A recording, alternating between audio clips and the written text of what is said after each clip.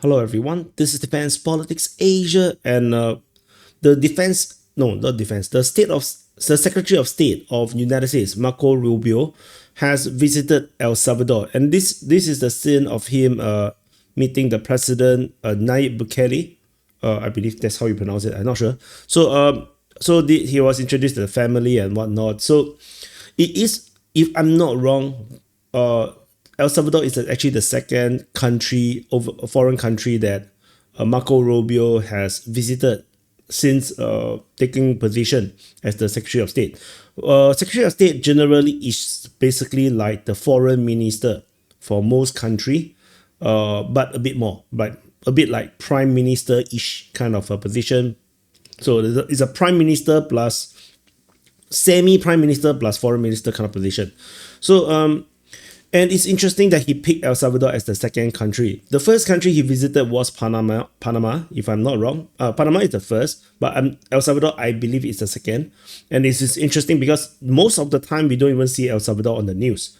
And so he decided to visit this as a second place. And it is very interesting when it first was announced that, that's a bit unusual.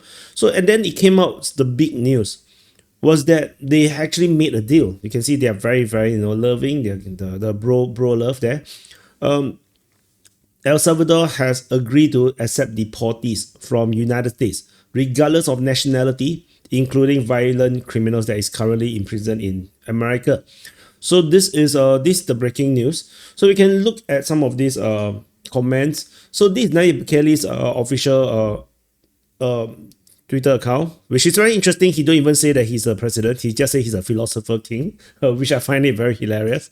So he officially said on Twitter that El Salvador has offered United States the opportunity to outsource part of its prison system into El Salvador.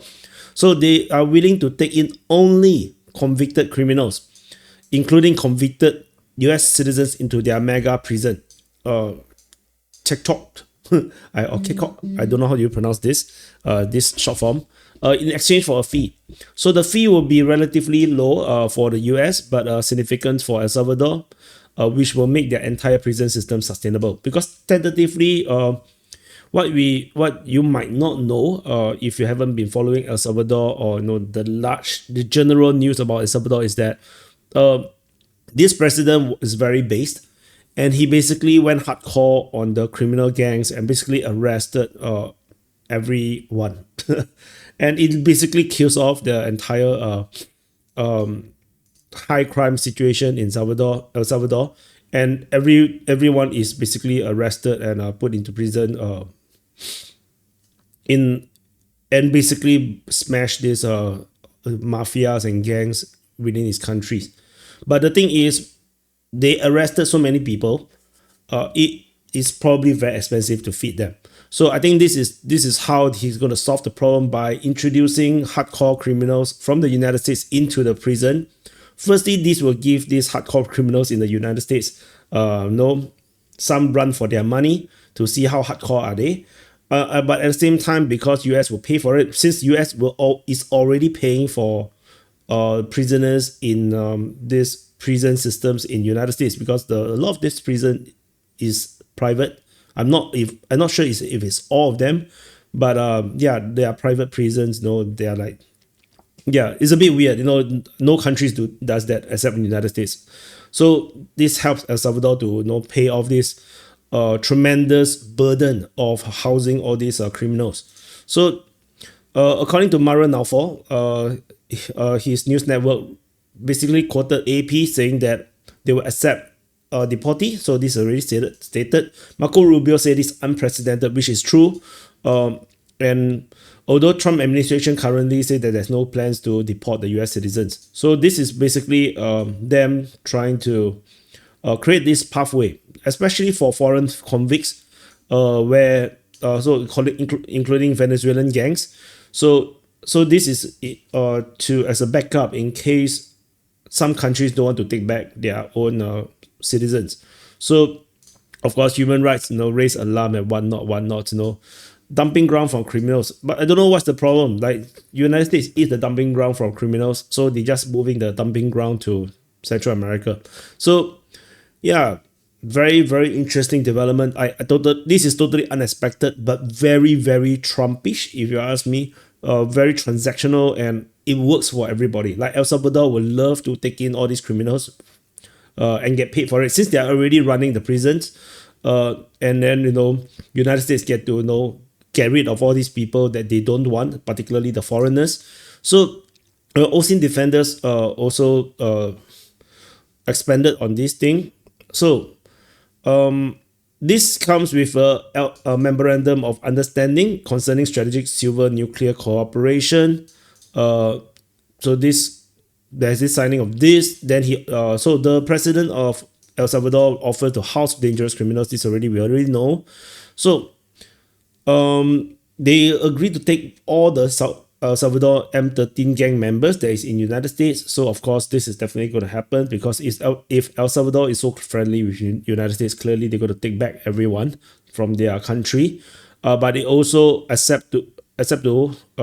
to accept and incarcerate violent illegal immigrants, including members of the Venezuelan Trade El Aragua gang, and also any illegal migrants from any other country, which is a massive threat, a massive deterrence for any potential illegal immigrants that want to go to United States. Because it's not just that, it's no longer going to be like you enter United States, they're going to arrest you, and then they're going to let you go, because catch and release, right? So and even if you go to jail, maybe you go to United States jail, but now it's not going to be the same, because clearly the illegal immigrants don't get jailed in United States largely.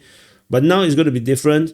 If you illegally enter the United States, now you run the risk of getting deported, not just to your own country, but you might be deported into El Salvador and live with all these crazy gang members, all these hardcore gang members in the mega prison in El Salvador. This is a massive deterrence, I would say. So this is a so-called extraordinary gesture that was never been extended by any country. So this, and Bukele also offers to house dangerous American citizens, which is also very interesting. But of course, I think tentatively, they may not want to do this yet. But in the future, this might become a very strong deterrence. And of course, on top of this, Donald Trump have also planned to reopen or expand, or rather make use of what's the other prison system called? Guantanamo Bay, which was previously used to house terrorists or potential terrorists. So that is already a thing. So yeah, Donald Trump is definitely moving to make sure that they can have solutions for all these issues. So this is the CNN report on this thing. They expanded quite a lot, but you can see this is one of the scene in the mega prison, the K-Cop mega prison in Tecoluca, El Salvador. And you can see how heavily armed the situation in the prison is, and it's like the hardcore criminals are faced with hardcore police. Like, yeah, it's a very brutal life, in that prison. Like, it's all hardcore. So anyway, this is reported as, so some of these things are already more or less the same thing. So, and it's very interesting. Another interesting thing to note is Marco Rubio. He's able to speak Spanish, and he basically can connect with all these Central American countries, because they all speak the same Latino language. And it's very, I think it's an interesting pick. It kind of shows that the kind of prioritization that the Trump administration is to secure their own sphere, like to put every country around United States to be really in line first.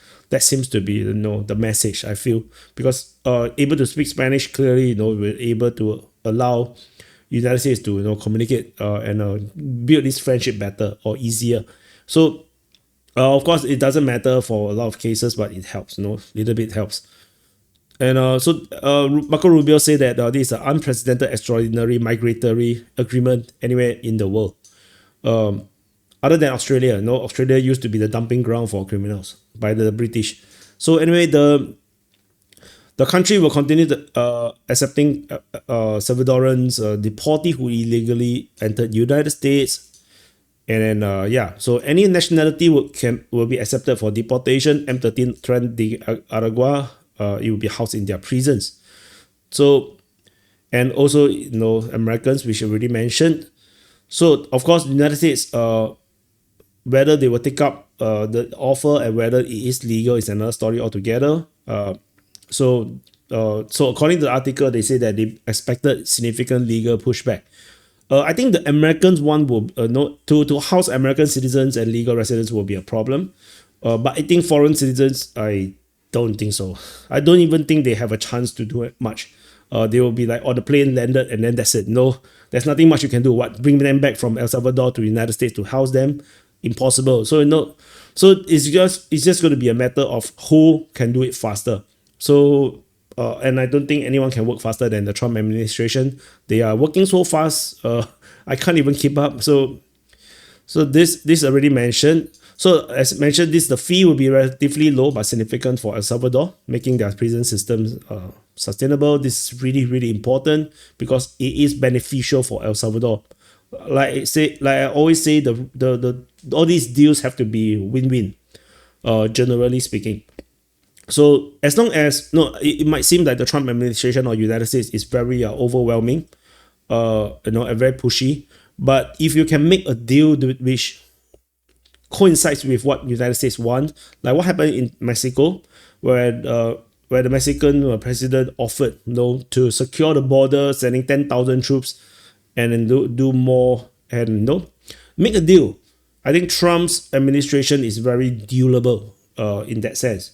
But of course, it doesn't apply for all countries because some of the things that United States want cannot be given by certain countries. For example, China. So Bukele has been credited to greatly reducing gang violence in El Salvador after the 2022 sweeping crackdown. 81,000 people was jailed. This is crazy. Crime rate fallen, and however, human rights organization say the prison is inhumane because of overcrowding. So, and the State Department previously have warned that those imprisoned in the country faces harsh prison conditions without access to due process. And of course, this was during the time of Biden because they want the criminals to run free. But I don't think Trump cares at all.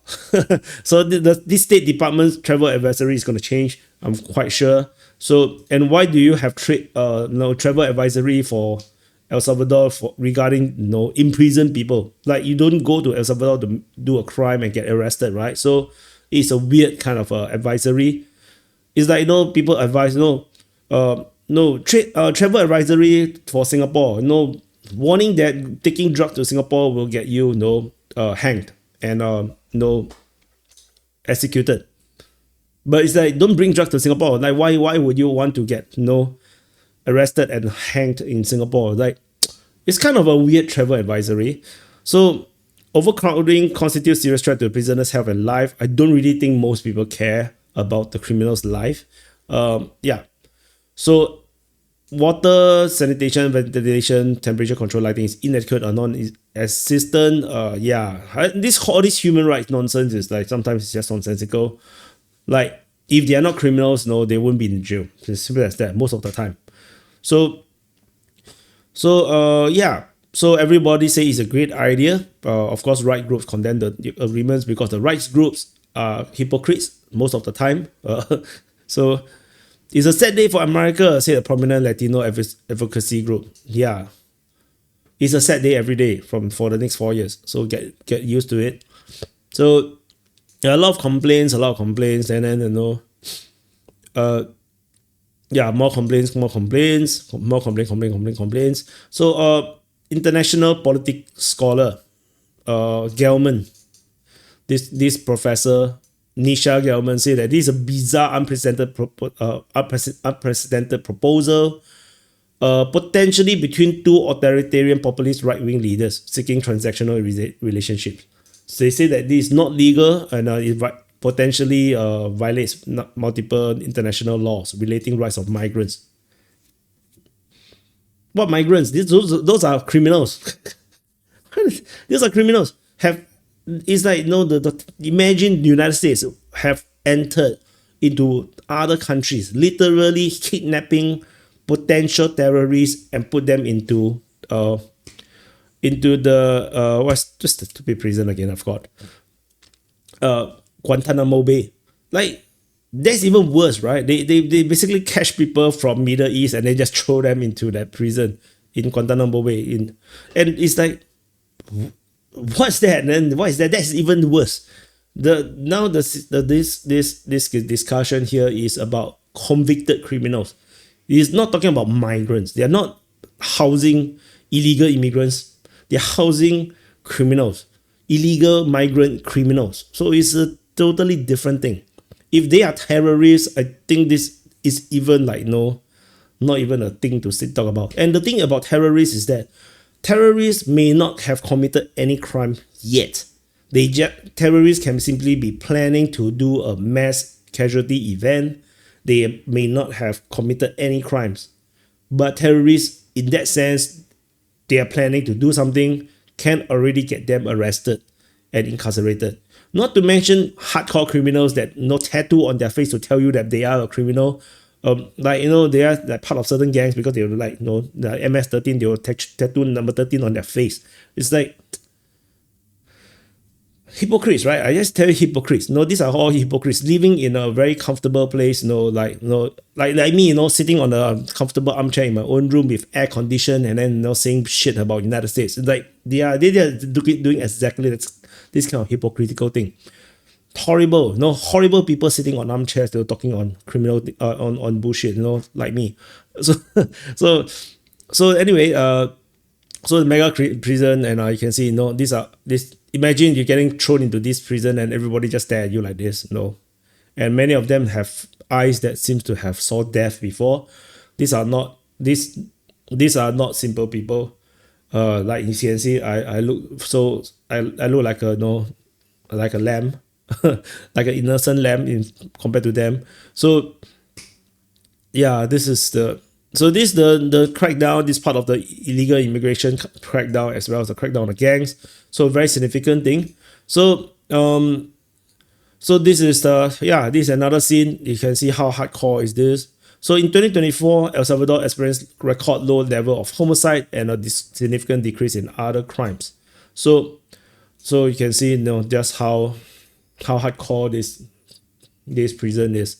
So anyway, very, very significant development. Again, they just every day just can't stop. There's just so much things to cover. Marco Rubio is doing his own thing. Doge under Elon Musk is doing their own thing. Donald Trump himself is doing another thing, and we are still talking about still so many nominees for all the different positions, all the different secretary positions. It's not even filled yet. Just these few people is flooding the headlines, and you just cannot keep up. I don't even know what news to cover sometimes. I need to really consider what are the big news. So anyway, more news to come, more things to happen. I would definitely share more. So press the like button, subscribe. This is the DPA News channel, so do subscribe. This is a separate channel, and YouTube algorithm is unfriendly to small channels. So do subscribe. The more subscription, the more YouTube will help to push to make this channel more sustainable. Thank you for watching. Press the like button, subscribe, and see you guys in the next update.